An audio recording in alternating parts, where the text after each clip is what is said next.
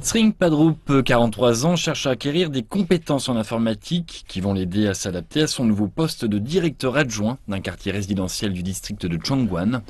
En 2016, sa famille a été transférée dans une maison moderne bien équipée d'un village isolé de la périphérie de Lhasa grâce à une initiative nationale de lutte contre la pauvreté.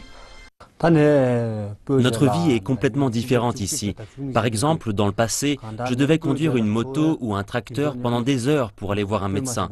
Mais maintenant, l'hôpital est juste au coin de la rue. Et c'est aussi plus facile pour les enfants d'aller à l'école. C'est un véritable changement pour Tsring. Tout comme la plupart des Tibétains des régions rurales, sa famille comptait depuis des années sur l'agriculture traditionnelle pour gagner sa vie, comme la culture de l'orge de haute terre et l'élevage du yak. En dehors de la saison, il travaillait comme chauffeur de tricycle au centre-ville de Lhasa pour subvenir aux besoins de sa famille. Plus de 300 familles nécessiteuses ont bénéficié de délocalisations ciblées comme celle-ci. Outre le logement gratuit, les agriculteurs et les bergers disposent également de plusieurs moyens pour gagner leur vie. Certains d'entre eux ont même trouvé un emploi dans un parc industriel.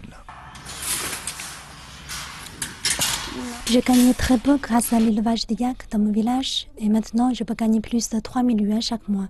C'est un grand changement pour moi.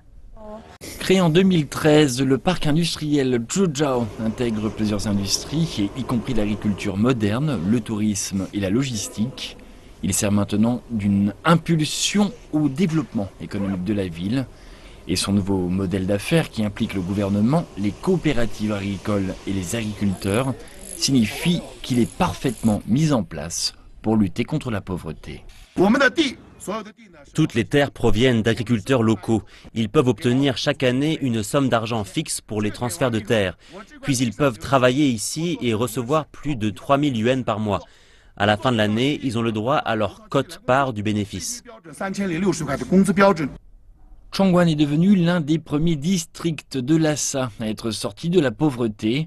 Et son gouvernement a un plan encore plus grand pour le développement ultérieur, tel qu'explorer davantage ses ressources touristiques. Les changements inspirent maintenant les jeunes générations.